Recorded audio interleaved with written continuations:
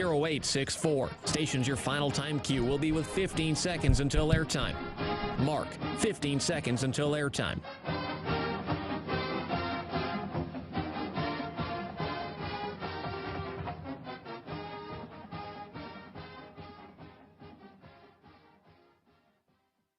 The following is a presentation of Learfield. Welcome to Duck Insider. Our whole athletic department, there's a level of expectations of success. Throw, catch, touchdown, Oregon. He can run and slam. He's back out for a three. Left wing is good. In the air to center, back at the wall. It's out of here. Really excited that we get to rep our Ducks and hopefully come back to Eugene with some championships. Indoor track and field national champion. Oregon repeats as the Pac-12 champion. And for the fourth time in the last 6 years, the Ducks are Pac-12 champions. We have so many teams that are excelling right now, and it's really fun to be a part of.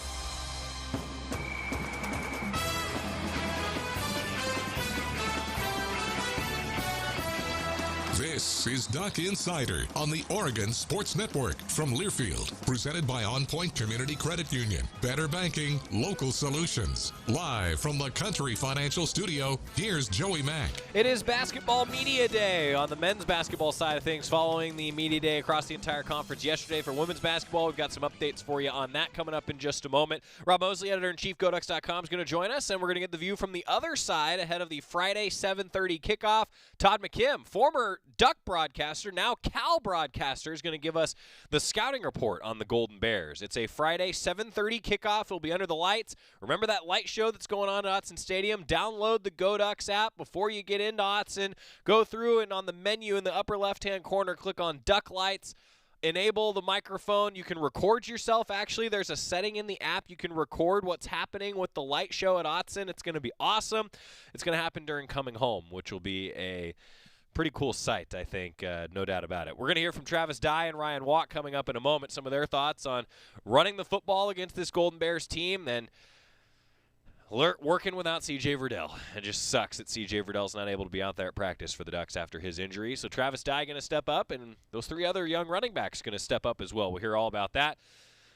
And then Verone McKinley, Steve Stevens, Keith Brown, Brandon Dorless, and Anthony Brown. That's all on the docket. If not all today, we will get to it on the show tomorrow. And a reminder, the Oregon Football Coaches Show is tonight. Jerry and Jorgie are going to sit down with co-defensive coordinator, inside linebackers coach Ken Wilson. I'm really looking forward to hearing Coach Wilson talk about a group that has had a lot of guys be pressed into service. They've had to coach a lot of guys up and guys that have tried to take advantage of opportunities. I'm looking forward to hearing what Coach Wilson has to say tonight. Let's start with Pac-12 men's basketball before we hear from a little bit of football. The Ducks picked second in the conference preseason poll by the media. UCLA, a near unanimous pick to win the Pac-12 after their pretty remarkable run in the NCAA tournament last year. Well, the Ducks also are going to have a few guys on the preseason all-conference team. Will Richardson's on the preseason all-conference first team, and then the junior transfers, Quincy Guerrier and Davion Harmon, earned second-team honors, the league announced Wednesday morning. How about that? Pretty darn cool. Basketball season is just around the corner. Meanwhile, for football, Golden Bears are going to be in town for that 7:30 kickoff on Friday night, and Travis Dye met with the media talking about a number of different topics, and man, you'll hear him, the emotion is in his voice, talking about his brother and C.J. Verdell. Let's hear from Travis Dye this week. CJ, not just in game, but in learning just the severity of it. It was terrible. You know, you just hate to see it. You hate to feel it for him. That's, you know, we're best friends. We're, you know, all that, and you just hate to see that a guy who works so hard every single day, brings it every single day, just, you know, has an unfortunate end. But we've talked. He'll be good. He's going to get back on his feet, and he's going to come back even stronger. What has he said to you by way of how you should go about things now? You know, just you know, it's on me now. You know, it's on my shoulders, and I got to pick it up. You know, a lot more now, and I got to fill that void that, you know, is missing from CJ. And then I definitely accept the challenge for sure. What is the void? You know, just that extra step with CJ. You know, that 1-2 punch with me and CJ, it's just something different. You know, you can pound CJ, pound CJ, and then you put me out there, and then, you know, we go 60 or something like that. Or, you know, you can even pound me, and put CJ out there, and, you know, you go 60. But, you know, we'll be okay. I just have to, you know, step up a lot more. You know, a lot of these young guys have to step up a lot more, you know, and they might not have expected to this early. But, you know, we're going to be all right. They're going to be fine. Do you think those guys are ready to step up right now? Of course. I think, you know, either one of them. I have no clue who it's going to be, you know, Trey, Byron, or Seven, but they're all, you know, heads up. They're hungry for it. They want it. You know, it's going to definitely define itself who it's going to be. And whoever it is, I have full trust in them. Does this change anything in kind of the way you prepare just on kind of a week-to-week basis? Not really. You know, we prepare the same. We do everything the same. You know, it definitely sucks, you know, not having CJ out there in practice and all of that. You know, he's one of the guys. He's one of, you know, the leaders, and just losing him, it's going to be a lot, but we're going to be all right. Is it still the 2.5 backs per game preparation Mastro has declared for so long? You know, yeah, he's not going to switch up his style, but, you know, I'll get a lot more reps than, you know, normal, and a lot more reps than whoever the second guy is, or, you know, the third guy. But yeah, he's still going to have, you know, another guy out there waiting, ready to go, you know, so just in case anything happens. You guys have had a lot of bad luck, especially in the past couple weeks. How do you develop a mindset to kind of overcome that and keep moving forward? Yeah, we you know, we don't like to look at it as bad luck. You know, we've always said, you know, no play, no injury, no bad ref call can, you know, dictate how we play or anything like that. So it's like we have to prove it. You know, everything we've been saying, we've been preaching since the beginning. You know, we have to prove that we can do that. You know, if somebody goes down, it's the next man up, and that's period. You're clearly not doubting that you can handle 20 touches per game. They've just not had to ask you to do that on a regular basis. Yeah. So what gives you the confidence that you'll be able to, and the first time you'll be asked to do that for the next 2 months? Yeah, yeah, for sure. Last year I had a few games like that because CJ was down a little bit last year too. But yeah, I'm definitely ready. I'm ready. You know, my legs are ready. I feel good. I feel healthy. I'm ready to just, you know, do what the team needs me to do. If it's 20, it's 20. If it's 30, it's 30. If it's 10, it's 10. You know, whatever the team needs me to do, I'm ready for it. Take me back to senior year, because especially late, you had several 30-plus carry games and 300 yards and 6 touchdowns and all that. Right. So what physically did that feel like at that time? I realize it's not college football, but right, 35 carries is 35 carries. Yeah, no, yeah. It was, you know, it was high school, but, you know, it was still a lot. But I can definitely handle it 100%. Whatever, I always had the mindset of whatever the team needs me to do, I'll do it. And full speed, 100%, every single play. You know, and I believe I'm ready to do it for sure. What do you see from Cameron Good? Obviously, was really disruptive against you guys last year in pass protection. I'm sure you'll be asked to, you know, protect against him. Yeah, he's a great player. You know, he has a high motor, and he's ready to play. I know he is, and it's gonna be fun. It's gonna be really fun. You know, I'm definitely gonna have to, you know, help out the lineman on that one, and we're gonna get after it. Scouting report on the 3 young guys. Just we haven't seen him. Can you just give strengths and weaknesses you've seen from Trey, Byron, and Seven so far? Oh yeah, you know, they all have a lot of strengths. They're all, you know, they're all really strong. They're all really fast, and they all can hit the hole, you know, at a speed that, you know, Seven can hit the hole like crazy, you know, and Trey hits the hole with this force, this thump. You know, Byron, he's so elusive in the hole. He kind of reminds me of a lot of CJ. But you know, these guys are really good backs, and it's going to be really interesting to see who's going to step up. But it's going to define itself, and these kids are going to show up. Travis Dye, I love that. Just ending with they're going to show up and show out. That's Byron Cardwell, Seven McGee, and Trey Benson. Those three guys in the rotation behind Travis Dye. I'm really curious to see what it looks like. How does Jim Mastro rotate his running backs in? I think that's a real key in this game against Cal, because certainly Anthony Brown, the entire offense, want to play better, but if the run game gets going, it takes a lot of pressure off the quarterback, and it's the first time that we're going to be seeing an Oregon run game without C.J. Verdell this year, and that's, I think, a big, big determining factor in this game, especially because one thing that Cal has done well, despite the Golden Bears being 1-4, Cal has done a really nice job stopping the run.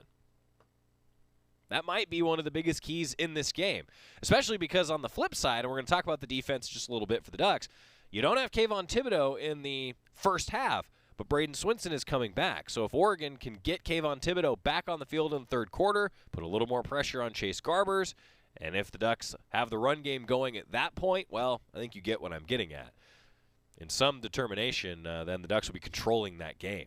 I think that's a big key. 7:30 kickoff for the Ducks against Golden Bears on Friday. That means no Duck Insider for us on Friday, by the way. We will be making our picks, brought to you by Sylvan Ridge Winery tomorrow. Jerry and Georgie will join us for their game keys and also talking about the rest of the Pac-12 conference. And speaking of picks, everybody, the coin is one behind Jerry. One behind Jerry.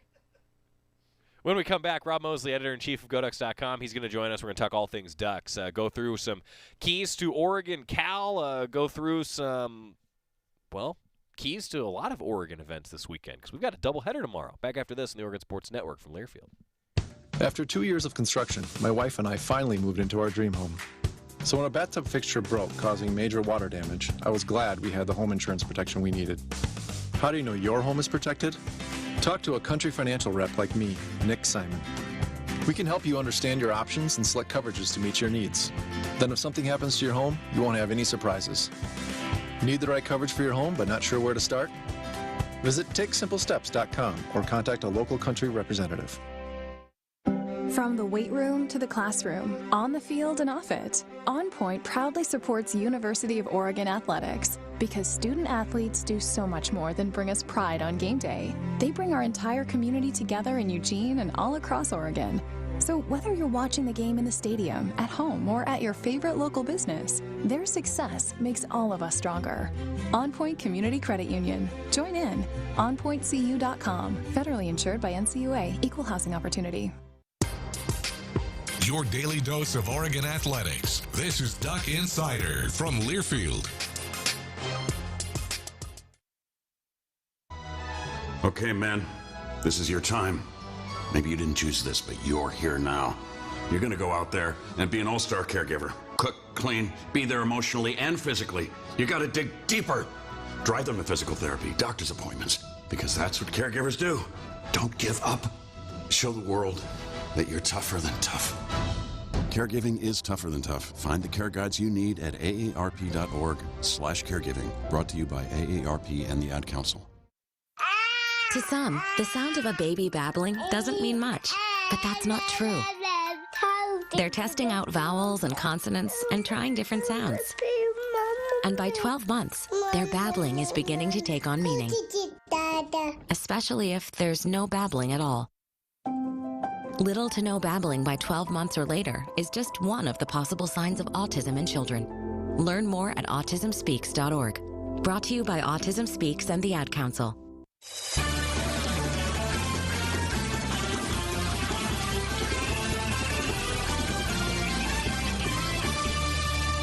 Welcome back to Duck Insider, presented by On Point Community Credit Union. I'm Joey Mac. He's Rob Moseley, the editor-in-chief of GoDucks.com. Rob, what's up, man? Hey, buddy. How you doing? Great. How are you? I'm good. I would be really good if a certain sporting event had gone differently yesterday.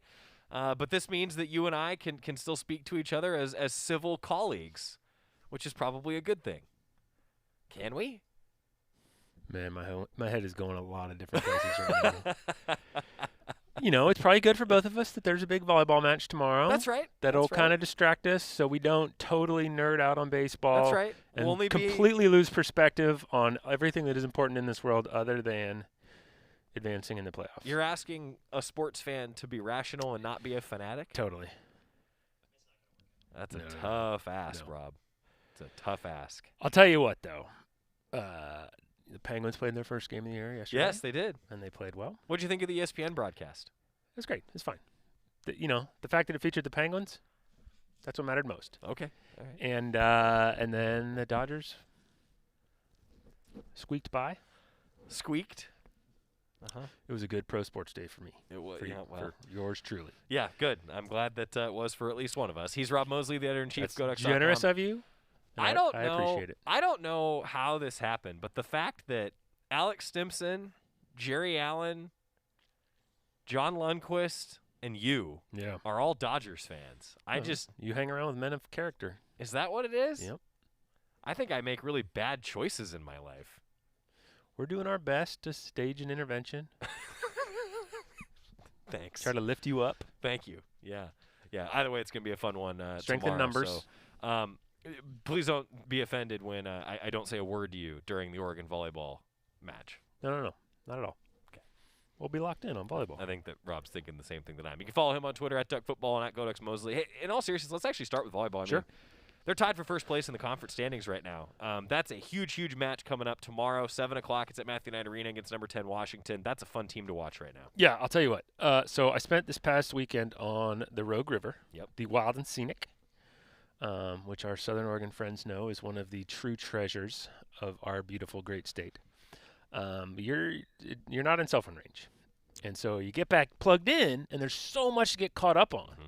There's what turned out to be a really wild college football day, first couple games of that baseball playoff series we were hinting at. So much going on, and the thing that I kept coming back to is volleyball beat Stanford. Yeah. That's huge. Yeah. That's the thing I was the most like, oh, man, I can't believe I missed that. Yeah. Of all that other stuff. So, I'm pretty fired up to not to make it about me, but you're talking to me. I am talking to you. I'm the only me I'm that I know I'm to making be. it about you. So I'm really fired up to watch another big marquee match and see if they can keep it rolling. It's wild. They just kind of the way the two seasons work between soccer and volleyball. Volleyball still seems like they have miles and miles to go. Yeah.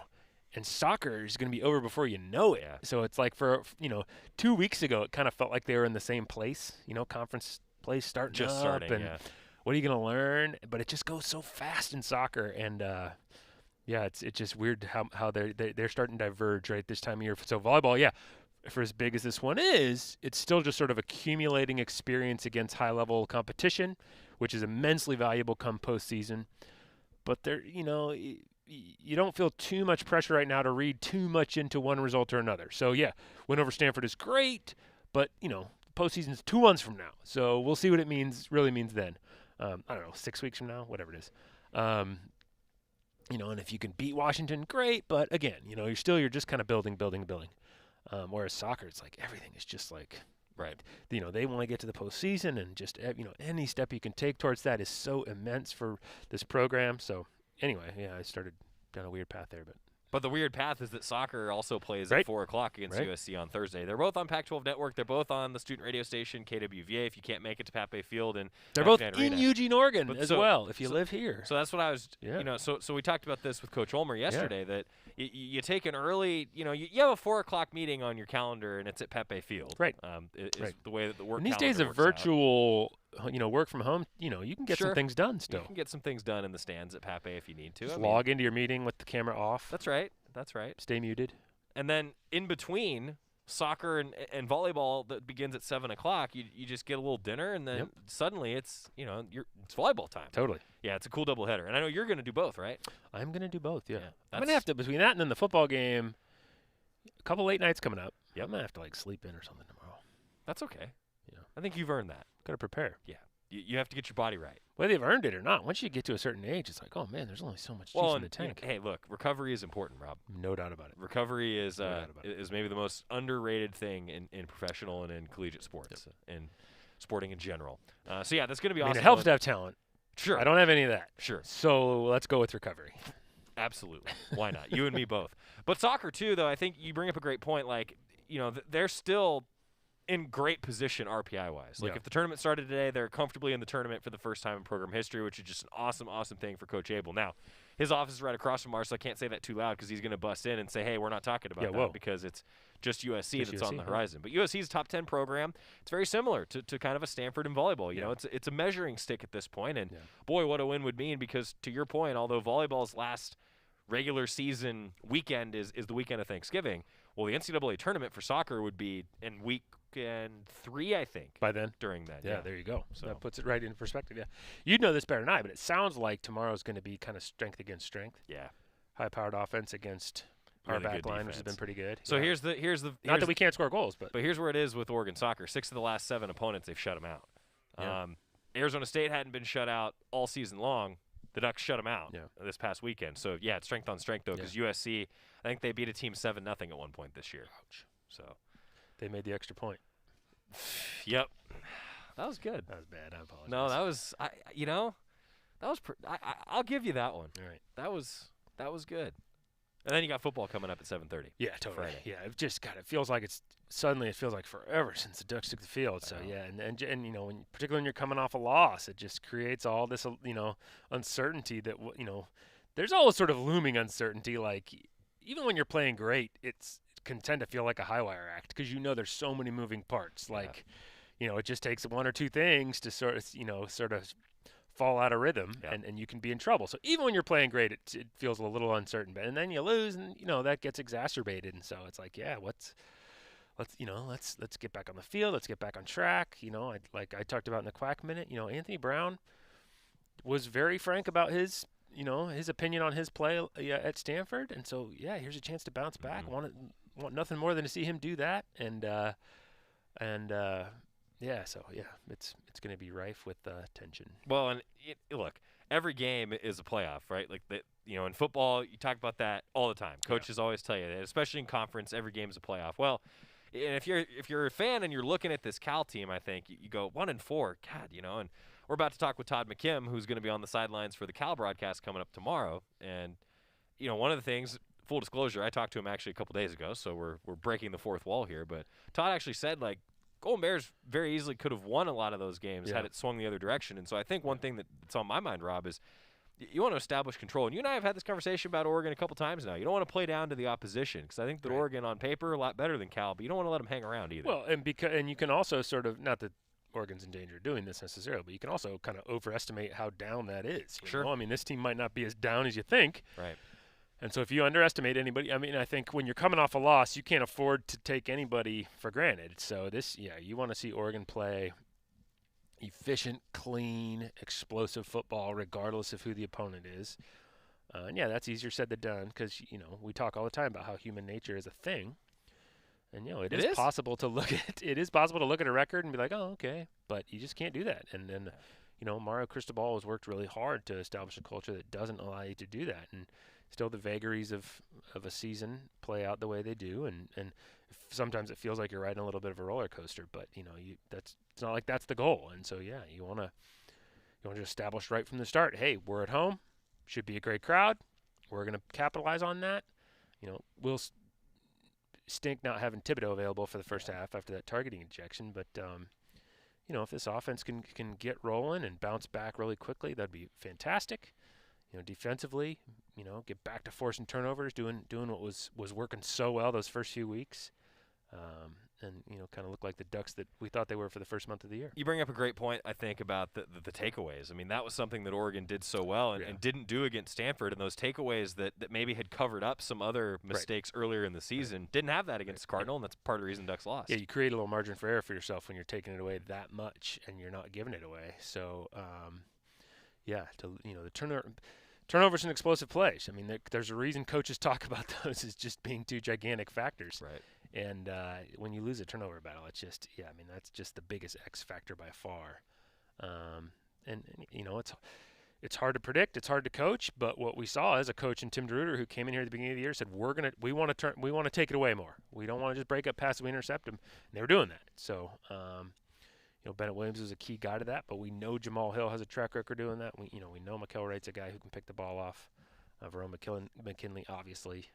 And when you have disruption up front like Thibodeau can cause and like a Braden Swinson can cause, who you're getting back this week, that just creates a whole different set of chaos up in the trenches in terms of stripping the ball out, speeding up the timing on some meshes in the backfield between the quarterback and running back, all that. So, yeah. Before I let you go, it's Pac-12 Media Day. Yep. Ducks are picked to finish second in the men's basketball preseason poll. You got a first-team all-preseason in Will Richardson, and then 2 junior transfers in Quincy Guerrier and Davion Harmon, both of them coming in their preseason second team, which says something about, I think, the media's respect for their talent level. Basketball is almost here, Rob. It is. And, I still don't want to accept it quite yet. For as awesome as I am looking forward to watching both of these teams play, we are getting, as you and I know as well as anyone, we are getting to that point where with the overlap where it starts to get. I love that you just can call it in our industry. You just call it the overlap, and everyone's like, man.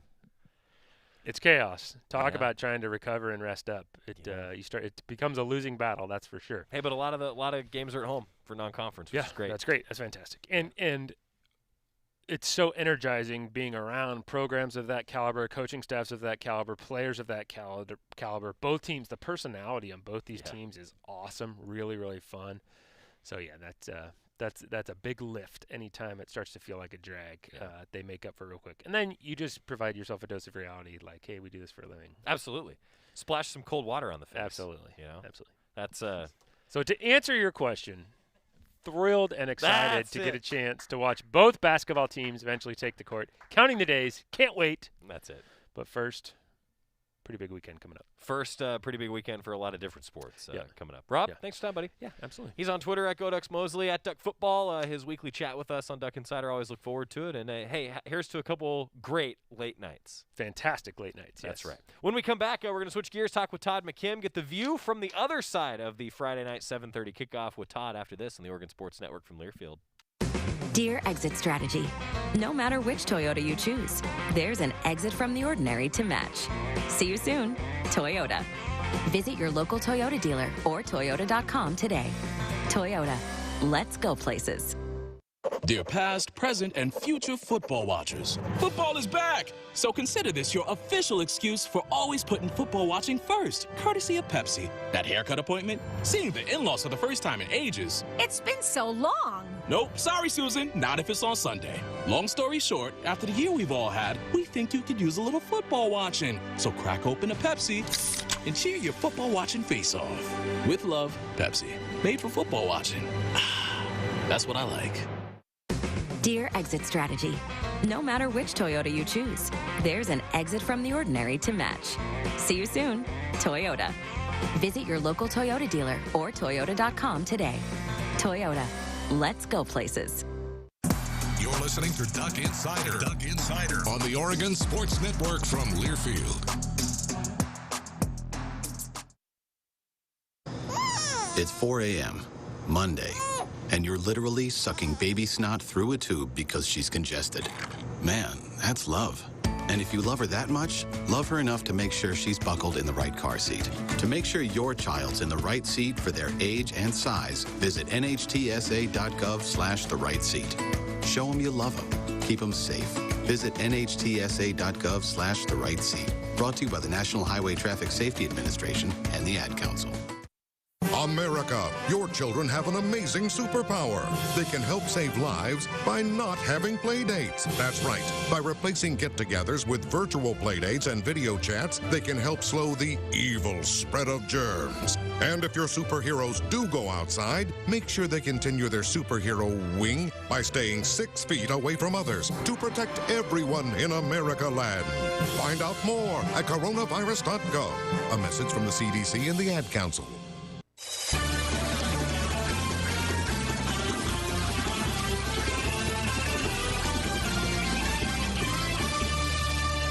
Welcome back inside the Country Financial Studio. It's Duck Insider, presented by On Point Community Credit Union. Always fun when we play Cal because Todd McKim gets to join us. He's joining us via Zoom. Todd, it is great to catch up with you, first of all, because we always spend, everybody needs to know, during the breaks and when we're recording with Todd, we just talked about basketball for about 10 minutes, just because. We did an entire basketball season preview that I don't think Scott was recording, but we should have because it would have been useful for both of us. So, Todd, it's great to see you. I hope things are going well. Well, when you're 1-4, you kind of look forward to the next season. That would be basketball. But, no, it's always good to talk to you and rehash some old times, some current times, and some future times. It's always a great opportunity to talk with you. Well, we might get to some basketball. You mentioned that 1-4 team, Todd. Give Duck fans the cliff notes of what's happened with Cal so far. They've had some adversity to face. What coulda, shoulda kind of a scenario, inconsistency. I mean, they could very easily – it could be 5-0, but I'd say 4-1 might be more realistic. Started the season by losing to a good Nevada team. I mean, you talk about, the Nevadas and the Fresno States and the Montanas. I mean, those are pretty good football teams.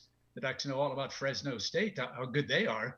And so Nevada was the better team clearly that day. And that was disappointing to get the season started with a loss. And then the trip down to TCU, I mean, we're up 19-7 in the first half with 50 seconds to go in the half, and we're dominating the game. And they break off a 50-yard touchdown run to make it 19-14. They get the ball to start the third quarter. They score again. They take the lead. And then it was back and forth after that. And TCU held on to win by 2 in a game in which the Bears chased a missed extra point after one of their touchdowns. So that cost them 2-point loss there. They come home, beat Sacramento State. Did not look good in the process. Sacramento State's a pretty good team in that Big Sky Conference. Troy Taylor's their head coach.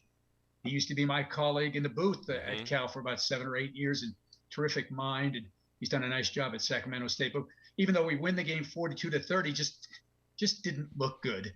And then the game at Washington, first conference game, Washington kind of dominates the first half. We come back in the second half, have a chance maybe to win the game with a long field goal that ended up being 2 yards short.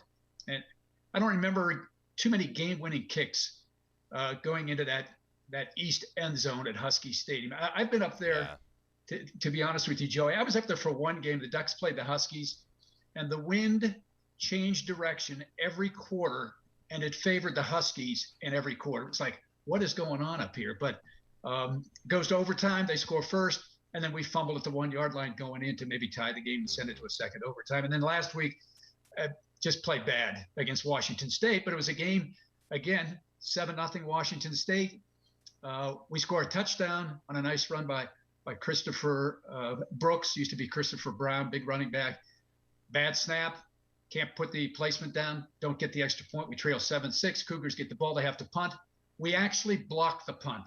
We block the punt, and it rolls in favor of Washington State. They pick it up, get a first down, and then score a touchdown to take the lead. And that kind of took the wind out of any sails we might have had. So it's just been one of those seasons where they haven't played well. They haven't been consistent in any phase of the game. But yet you could look back and say, probably had a chance to win all 5 games. Yeah. You said it. You took the words right out of my mouth, because I feel like the record is deceiving with Cal because they've been in a lot of close games. And, Todd, the reason I asked that question really is because Oregon's kind of done that too. I think at times Oregon's kind of played to its opposition.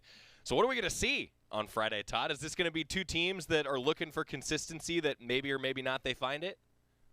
Well, every team is looking for consistency each and every week, and the coaches always say we want to play a complete 60 minutes. That I don't know that anybody really does that for 60 minutes, but you want to play as good as you possibly can for as long as you possibly can. And obviously, Oregon, with its victory at Ohio State, proved that they could play with the big boys in college football this year. And yet you look at some of the other games, you go, just maybe put a good half together, not maybe a bad first half and a good second half, or vice versa. I mean, you look at the Stanford game. I mean, that was kind of a giveaway in my mind as I watched that. I mean, they're controlling the second half. Stanford's doing nothing offensively, and yet Stanford gets the ball with one final chance. 3 penalties on that drive, including one on the final play, and Stanford finds a way to tie the game and win it in overtime. And you know as well as anybody, and I've been watching Oregon football for 42 years now. Right. I mean, Stanford is the nemesis. Stanford is the barometer for Oregon each and every year. And for whatever reason, Stanford just matches up well with the Ducks, and they found another way to win another game in this rivalry. So it's hard to say what will happen on Friday night. But if you're an Oregon fan, you're saying, we just got to play consistently. If we play consistently, we probably got a more talented football team. Get some big plays, which I know haven't come with the regularity I think that the Oregon coaching staff and the fans would like to see, but do those things, and it'll be difficult for Cal to win that game. Todd McKim joining us. You mentioned 42 years watching Oregon football. Todd used to cover the Ducks up here, worked at KVAL working with us. I mean, Todd, what didn't you do when you were covering the Ducks? What didn't I do? There wasn't a whole lot that I didn't do. For a while there, I was working freelancing for Fox, what is now Roots Sports out of Seattle. So we were doing TV not only for football, men's basketball, women's basketball. We did track and field meets, softball, wrestling. Now wrestling kind of got de-emphasized in 1982, I think it was. So I did more of the Oregon State wrestling, but we did just about everything. It was awesome. I had a blast. I thoroughly enjoyed my time in Eugene and had just so many good memories, not only of some of the events, but of the people that I worked with as well. That's awesome. And now working for Cal, and one thing that we can agree on is Stanford is a nemesis, right? I mean, yeah. That's an agreeable thing between Golden Bear and Duck fans for sure. You know, talking about another connection, of course, I haven't yet asked you about the head coach, Justin Wilcox. I know he would have preferred a better record than 1-4, maybe 4-1. As you said, it could have easily gone that direction. Hey, tell fans about what he's dealt with, Todd. I mean, he was on crutches on a sideline. What's going on with Coach Wilcox, too? Yeah, physically, during the summertime, he was playing pickleball, which has become a nationally popular game for certainly my generation, as I give away a little bit my age bracket. But he injured himself in pickleball, and the doctor told him, you know, at some point in time, your Achilles is probably going to go. Oof. And so it just happened to go in the first half at TCU, and he gutted it out through the end of the first half, limped his way over to the corner of the end zone to do an interview with me coming off the field, and then went through the entire second half with a torn Achilles tendon. Jeez. And then had surgery, I think it was 2 days later. And so he's been in a cast. He's on crutches, which limits, what he can do during the course of a game. He can't, a lot of coaches like to be around the ball or behind the ball. I mean, he's got to be at the other end of the field, so that he doesn't get caught up in the wash if there's a play on the sideline. So it's been tough on him physically, but it's been more difficult emotionally, I think, going through this 1-4 start. Yeah, I can't even imagine as a head coach trying to go through that. There's already so many other external pressures. You don't need anything else in that regard. And so tell us about this team now. Let's dive in a little bit. Todd, I said going into the season that I thought Chase Garbers could be one of the better players in the conference. So just looking at the record that Cal had in games that he finished as a starter, 14-4, I believe, entering this year. I mean, that's pretty impressive. Now, I think, would say that he probably hasn't played his best football this year. What's the take on the quarterback situation at Cal? Yeah, the quarterback's play is part and parcel with everybody else's play on offense. But he has, and he'd be the first to tell, he hasn't played as well as he expected to play coming in for whatever the reason, whether it's the offensive line not giving him enough time, or the wide receivers maybe dropping a couple of balls or not running the right route, or whatever it happens to be. But he hasn't played to the level that he's capable of playing. Having said that, through the first 4 games, he was on career pace percentage-wise, yardage-wise. He was like second in the league in yards per game behind only Dylan Morris up at Washington. He'd cut down on his turnovers, and then Washington State game was just bad all the way around. So he needs a bounce-back game, and he's played actually pretty well on the road for whatever reason. He seems to be playing better on the road than he has at home, so maybe that portends for a good night for Chase. But they've got to run the ball, and they've been pretty good. They're averaging over 5 yards a carry running the ball. Wide receivers have been, fairly consistent, but they haven't used their tight ends as much as I think a lot of us thought that they would do coming into the season. And so he's got to pick up his play. But the offensive line's the key. I mean, the Ducks are good at pressuring the quarterback. They're fast. They're big. Tim DeRuto knows Chase Garber as well as any other coordinator in the league. That's for sure. So it'll be a tough chore to come up with his best game of the season this Friday night. Yeah, Todd, Jorgie would hate me if I didn't ask you, what's the situation in the trenches? Sounds like the offensive line's the real key for the Bears.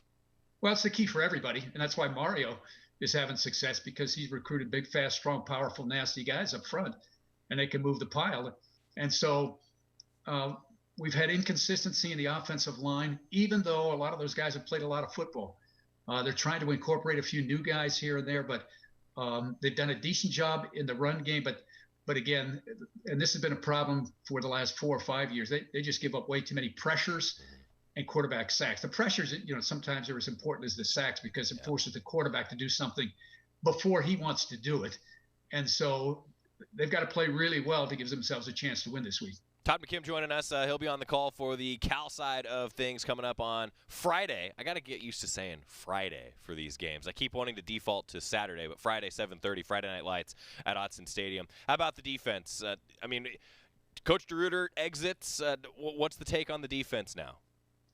His defense had a slow start. Nevada controlled the game. Nevada's got they've got an NFL quarterback, and they probably have 2 NFL receivers and a potential NFL tight end. They're really good offensively. They got skilled people that could play in our league. There's no question about it. And their quarterback was incredibly accurate. TCU ran the ball, but their quarterback was better in our game than he's played in most of his games in his career. So we've made people look pretty good. Sacramento State, again, they know how to throw the ball with Troy Taylor. So we have given up too many points. Ironically, our best game statistically came a week ago against Washington State. They only scored 21 points. If anybody watched the Washington State-Oregon State game this past weekend, Washington State's got some skill, but we held them to 21 points, the fewest points we've allowed in the game this year. But they have, again, lacked pass rush. The trenches just have not been able to get pressure on the quarterback. We do have a bona fide all-conference performer in Cameron Good, outside linebacker, wears number 19 for Oregon fans going to the game or watching on TV. Really good player. And Mario mentioned that in his press conference on Sunday that Cameron Good could play for anybody in our league. He probably could play for just about any team in the country. So he's the player to watch. Our safety, Daniel Scott, number 32, has got 3 picks, been a ball hawk, has done a nice job. But they've really been hurt at corner with young players. They're playing freshmen at the corner spots. And then at the inside linebacker position, they just have not found an Evan Weaver or a Jordan Kanachik, guys that led our league in tackles.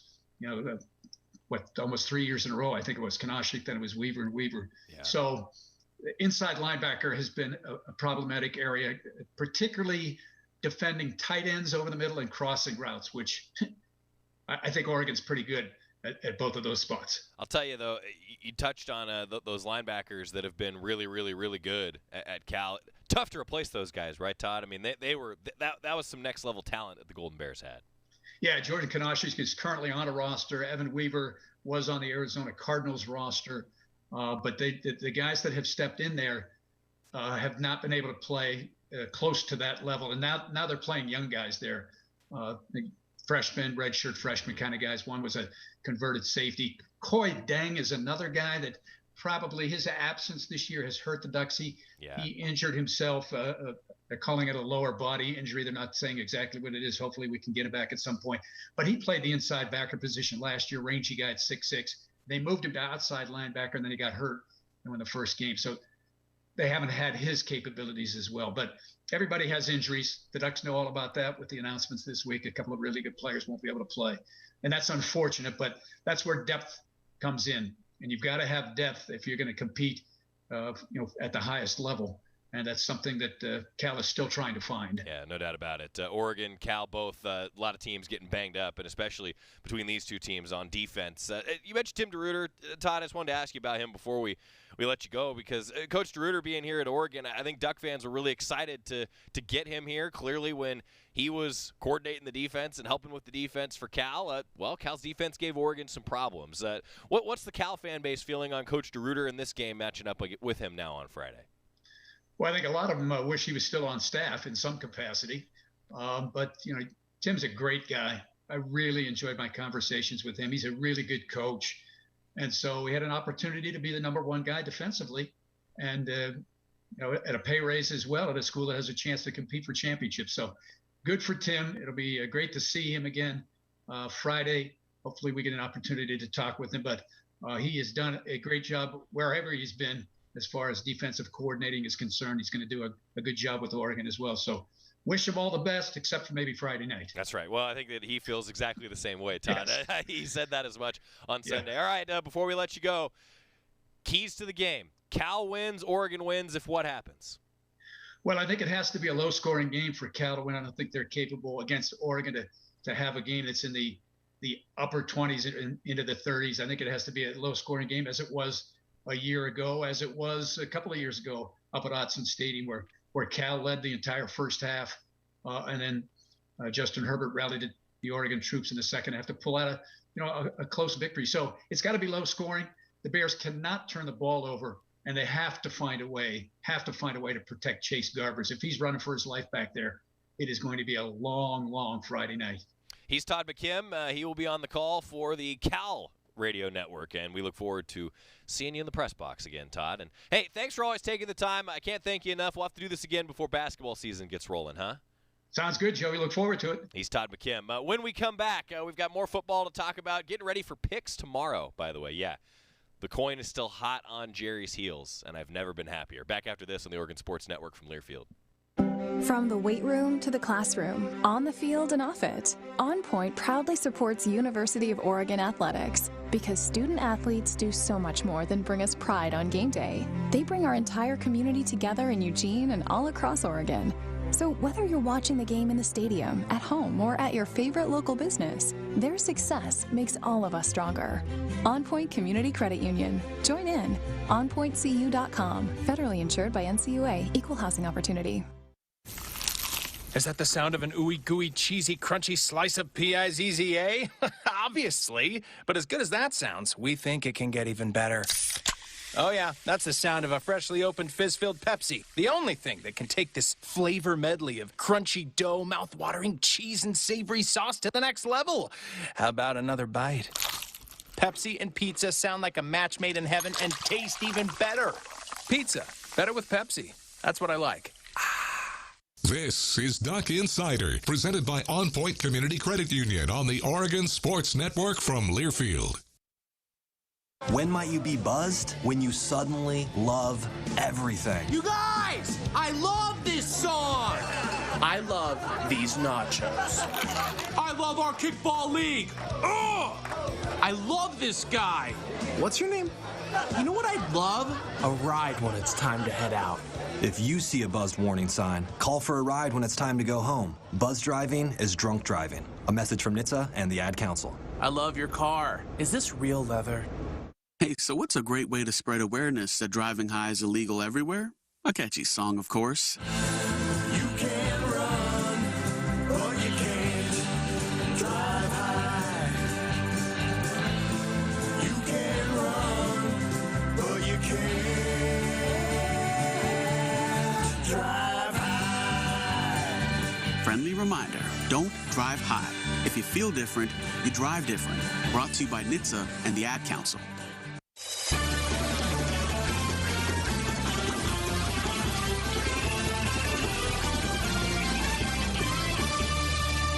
We're back on Duck Insider, presented by On Point Community Credit Union. My thanks to Todd McKim for taking the time to join us earlier. Now it's time for our Pet of the Week, brought to you by Dove Lewis, Oregon's only nonprofit 24/7 emergency animal hospital. Those of you who have submitted, thanks for doing so.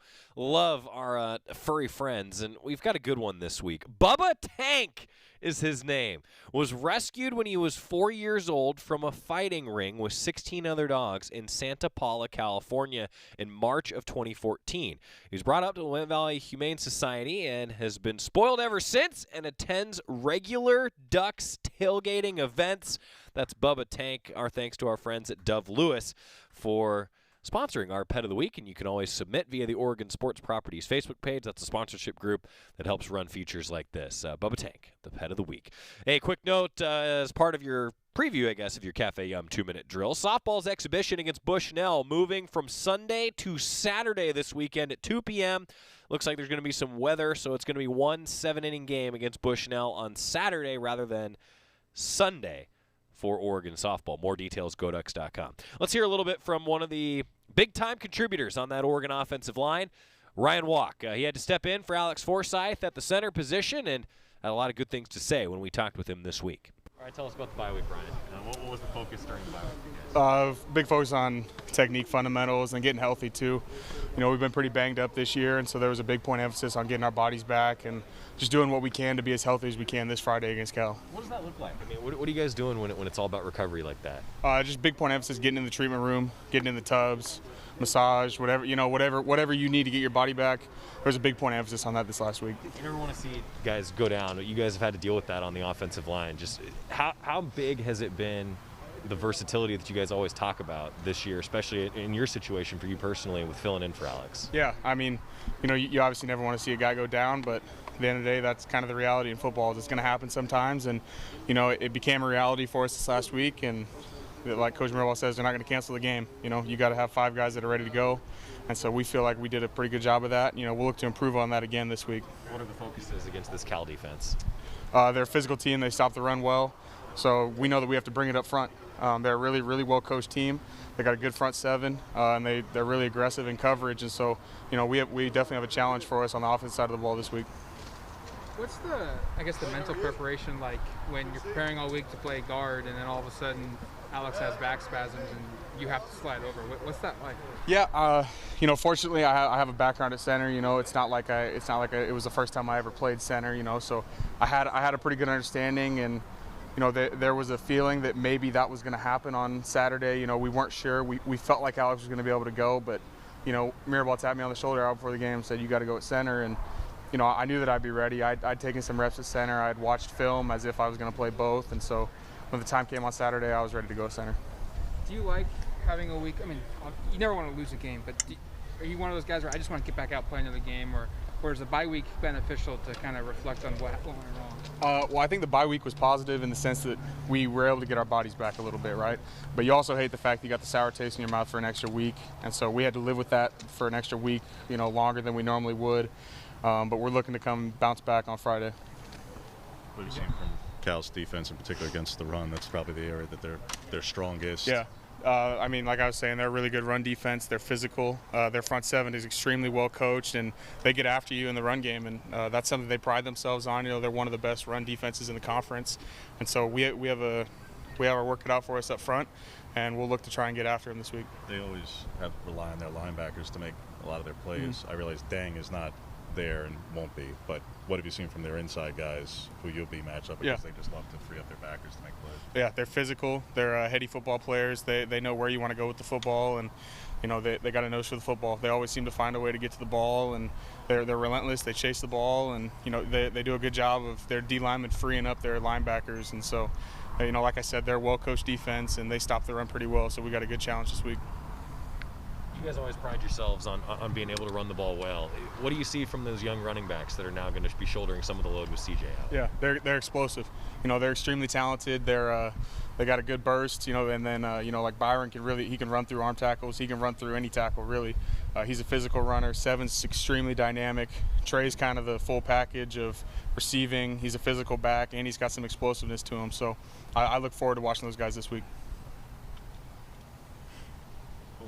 What happened if you tried to block Coach Saturday?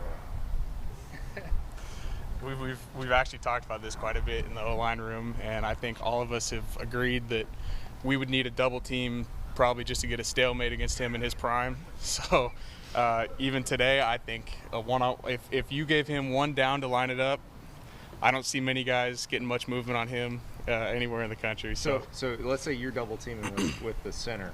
If one of you scrapes off to the backer, is the guy who's left in trouble? Yeah, that's a big man. I'll tell you that much. That's Joe Salavea that Ryan Walk was talking about there, having a little fun toward the end of his interview. When we come back, we can hear from the quarterback himself, Anthony Brown. We'll finish up Duck Insider with AB next on the Oregon Sports Network from Learfield. As my family continued to grow, I realized I'd have to replace my beloved Jeep with something that has, well, more seats. I'm Jason Hines, Country Financial Rep and father of 7. Whether you're upgrading from your sporty ride with no room for a car seat or finally replacing your well-loved beater that still has a cassette player, you'll want the right protection for your new car. Work with a Country Financial Rep like me and get the protection you need at a price you can afford. Learn more at TakeSimpleSteps.com or contact a local Country representative. From the weight room to the classroom, on the field and off it, On Point proudly supports University of Oregon athletics because student athletes do so much more than bring us pride on game day. They bring our entire community together in Eugene and all across Oregon. So whether you're watching the game in the stadium, at home, or at your favorite local business, their success makes all of us stronger. On Point Community Credit Union. Join in. OnPointCU.com. Federally insured by NCUA. Equal housing opportunity. More Duck Insider coming up on the Oregon Sports Network from Learfield. Jill, why don't you tell the class what you did this weekend? Well, my dad and I went in search of some magical minnows and found a zillion of them in the stream from our lookout rock. Then my sister and I escaped from an evil slug king and went back to my super twig fort for safety. Then we told stories till it got dark, and the Big Dipper led us all the way home. Wow. Where were you, Jill? We went to the forest. It's not that far away. Ask your parents to take you and your friends to the forest this week. It's closer than you think. Check out discovertheforest.org. Brought to you by the U.S. Forest Service and the Ad Council. If a natural disaster comes knocking, how prepared is your family? You can't just close the door on earthquakes, floods, or hurricanes and hope they go away. That's why it's important to make a plan now. Ready.gov/plan has the tools and tips you need to prepare your family for an emergency. So if disaster shows up at your doorstep, you'll be ready. Visit ready.gov/plan and make a plan today. Brought to you by FEMA and the Ad Council.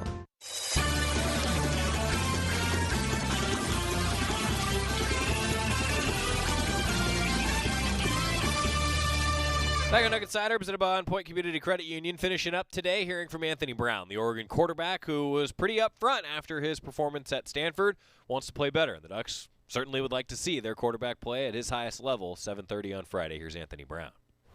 All right, AB, how was kind of like the bye week spent? Was it a lot of reflecting? Was it a lot of looking forward? Like, typically, how do you kind of spend that bye week in this instance? I would say reflecting was more of a day after the game and the next day, but after that it was just all working and getting our bodies right for this week. What do you see from Cal's defense? Very active, physical, feisty, very similar to our defense. When you look at the matchup last year, obviously Kyler started that game, but I mean, when you look at it, can you take anything from that matchup last year? Obviously, you know, you guys have DeRuiter now. Does he kind of give you pointers? I haven't asked for any pointers, but you can see the similarities between what our defense runs compared to what they're doing now, and see like their rules, and see how some things changed from last year. And ultimately, it's just very similar in scheme. Maybe walk us through what the communication is like for you pre-snap with your offensive line, and just how difficult was it to not have Alex out there, and how do you guys address that with your communication? It wasn't as difficult as you would think. Ryan does a hell of a job with preparing, so it wasn't as bad. And just moving forward, we're just continuing to get on the same page. There you go. You know, I thought that was interesting. I asked him that, and it wasn't as big of a deal as he thought. So there you go. That's a testament to Ryan Walk, testament to the communication that AB has with his entire offensive line. It's a good place to send us into the coaches show tonight. We're going to hear a little bit more from Anthony Brown, a few other student athletes as well, as we get ready for that odd Friday kickoff that we'll see on Duck Insider tomorrow. Have a good one. Hey, son. How are you feeling? I'm fine, Pops. What's on your mind? I can't explain it. Navigating without a compass, eyes waiting, started to wonder. Metamorphosis, the loss of who you thought you was. When your kid can't find the language, help them find the lyrics. Listen to the Sound It Out album and get tips and tools to start a conversation at sounditouttogether.org.